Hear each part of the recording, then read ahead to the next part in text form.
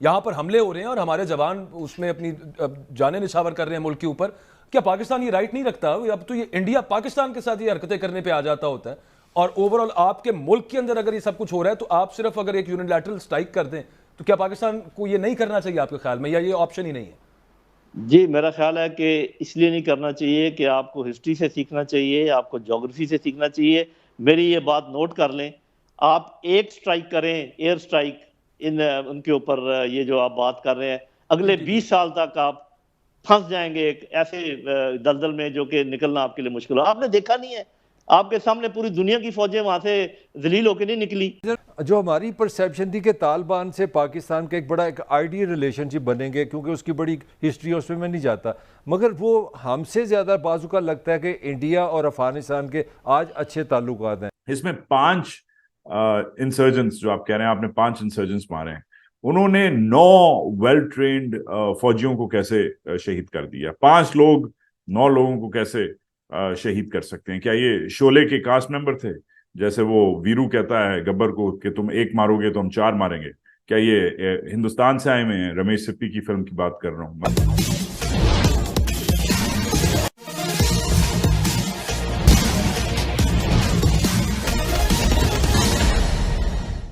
अब पिछले कुछ अरसे से हम देख रहे हैं कि खासतौर पर जो मशरकी बॉर्डर है पाकिस्तान का, वहां पर जो टीटीपी की तरफ से अटैक्स हैं वो बहुत बढ़ते जा रहे हैं। हमारे बहादुर जवान इस धरती के सपूत इस धरती पे कुर्बान होते जा रहे हैं, और उसकी एक बड़ी वजह यहां पर यह है कि अफगान हुकूमत जो है वो पाकिस्तान के साथ ना वो ताउन कर रही है, ना उन्होंने जो मुआहदा किया था उसकी पासदारी कर रही है, और ना इस बात का पास रख रही है कि पाकिस्तान अफगान तालिबान के साथ कैसा रवैया, क्या मामला रवा रख चुका है पास्ट के अंदर, और आगे मामला क्या सूरत हाल इख्तियार करेंगे। वजीर दिफा ने जो ट्वीट की है ख्वाजा आसिफ साहब ने, जो बयान आया ख्वाजा आसिफ साहब का कि अगर ये मामला ठीक ना हुए, सूरत हाल मजीद इसी तरह ये जारी नहीं रह सकती, हम अपनी सरजमीन और शहरियों के तहफ़्फ़ुज़ के लिए तमाम तर वसाइल बुरूए कार लाएंगे। अगर पाकिस्तान की जो ड्यूरेंट लाइन के उस पार जो बॉर्डरिंग एरियाज के अंदर कहीं पे सेफ हेवन्स हों टीटीपी कमांडर्स की, टीटीपी की, जहां से यहां पर हमले हो रहे हैं और हमारे जवान उसमें अपनी जानें निछावर कर रहे हैं मुल्क के ऊपर, क्या पाकिस्तान ये राइट नहीं रखता? अब तो ये इंडिया पाकिस्तान के साथ ये हरकतें करने पे आ जाता होता है, और ओवरऑल आपके मुल्क के अंदर अगर ये सब कुछ हो रहा है तो आप सिर्फ अगर एक यूनिलैटरल स्ट्राइक कर दें तो क्या पाकिस्तान को ये नहीं करना चाहिए आपके ख्याल में, या ये ऑप्शन ही नहीं है? जी, मेरा ख़्याल है कि इसलिए नहीं करना चाहिए कि आपको हिस्ट्री से सीखना चाहिए, आपको ज्योग्राफी से सीखना चाहिए।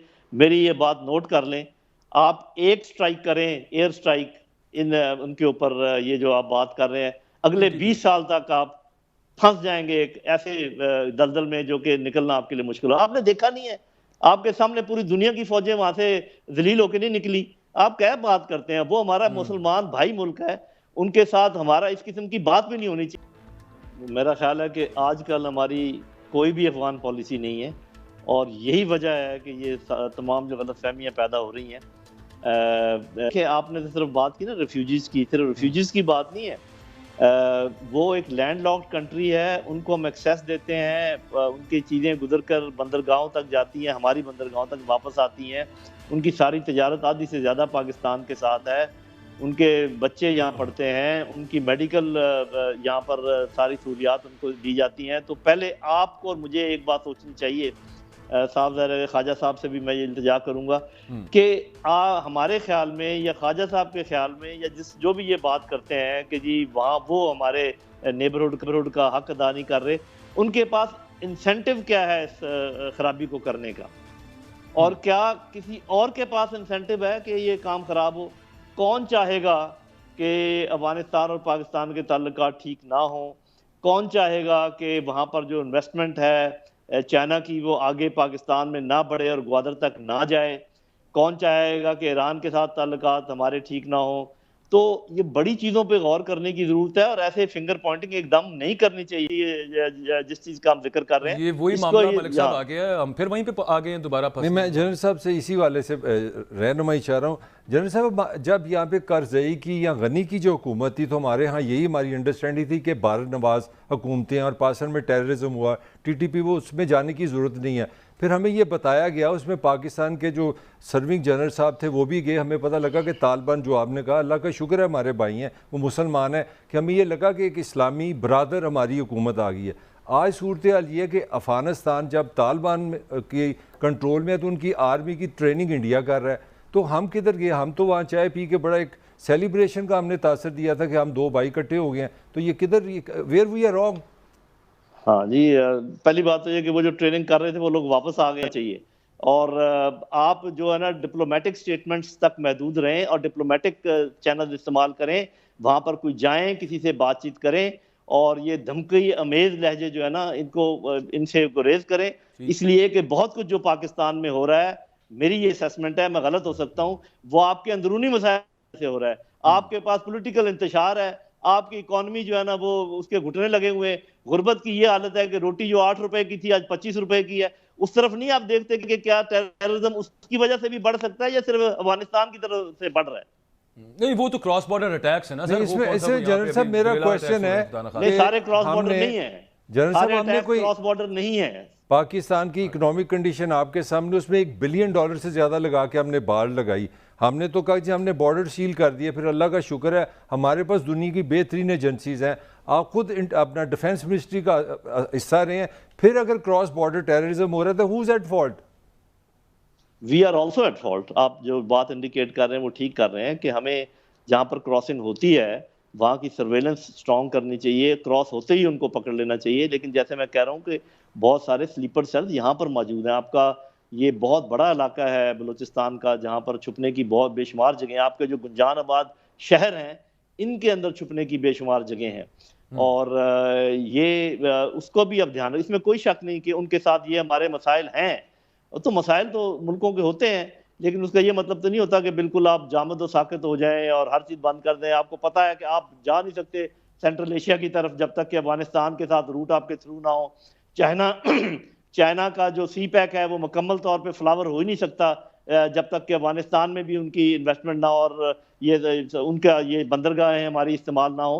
तो हमारे तो बहुत हाई स्टेक्स हैं। लेकिन मैं एक बात आपको फिर दोहरा दूं, आप ये पता क्यों नहीं लगाते कि आपसे नाराज है कौन, और आप कौन नहीं चाहता कि ये आपके हालात ठीक हो? चलिए आप बता ही दें। आप बता दें। शुरू से आप ये कह रहे हैं इंसेंटिव किसका है, आप राज खोल ही दें जरा, हमें तो नहीं समझ आ रही है किसका इंसेंटिव? मतलब ये कि देखें, इतना मुझे अच्छी तरह पता है, मैं आप लोगों को जानता हूँ। आप जैसे ज़हीन लोग इतने भोले नहीं हो सके कि मेरी बात ना समझे। चले, अगर आप नहीं भी समझते तो आपके नाज़रीन समझ रहे हैं जो मैं कह रहा हूँ।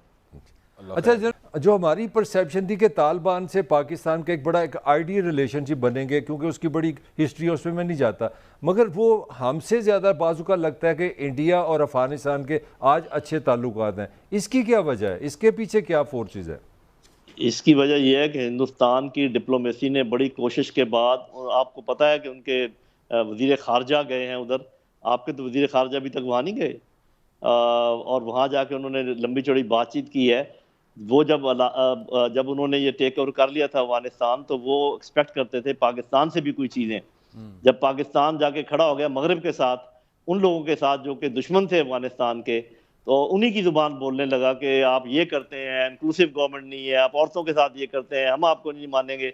तो फिर आप उनसे क्या एक्सपेक्ट करते हैं? अरे भाई, ये दो रोया होती है रिलेशनशिप या यक रोया होती है? इसमें 5 इंसर्जेंट्स जो आप कह रहे हैं, आपने 5 इंसर्जेंट्स मारे हैं, उन्होंने 9 वेल ट्रेंड फौजियों को कैसे शहीद कर दिया? 5 लोग 9 लोगों को कैसे शहीद कर सकते हैं? क्या ये शोले के कास्ट मेंबर थे? जैसे वो वीरू कहता है गब्बर को कि तुम एक मारोगे तो हम 4 मारेंगे।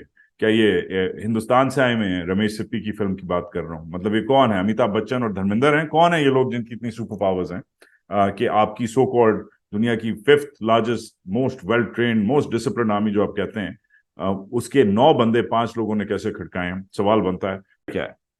वेल, चक्कर वही है जो चलता आ रहा है कि पूरी कहानी आपको बताई नहीं जा रही। पहले तो ये जो आपके सो कॉल्ड भाई हैं तालिबान, ये जिनके लिए आप चाइनीज को बुलाते हैं, जिनके लिए आप OIC जैसे इवेंट्स होस्ट करते हैं, जिनके लिए आप अपनी जब खवातीन को भेजते हैं, मिनिस्टर्स को, वो उनसे मिलते नहीं हैं, वगैरह वगैरह। पहले ये जो चक्कर है, ये जो मसले हैं, ये जो मेन मसला है वो ये है कि जो सो कॉल्ड आपके भाई हैं, ये अब वेपन्स डीलर बन गए हैं। अब वो खाली आपके लिए मसले नहीं क्रिएट कर रहा कि आपके लोग मर रहे हैं, इसलिए बाय द वे जो जदीद वेपन्स हैं, इसलिए 5 लोग उनके आपके 9 लोगों को मार देते हैं, क्योंकि आपके पास पुराने चाइनीज टाइप ए जो चाइनीज टाइप A56 टाइप जो लोकल क्लाशनकोफ है जो बनती है आपकी वाह कैंट में, टैक्सीला में,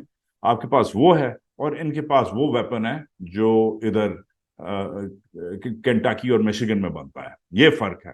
तो जो आपका दुश्मन है वो अमेरिकी वेपन चला रहा है, और आप जो है आप ठेंगा चला रहे हैं, आप टैक्सीला का ठेंगा चला रहे हैं।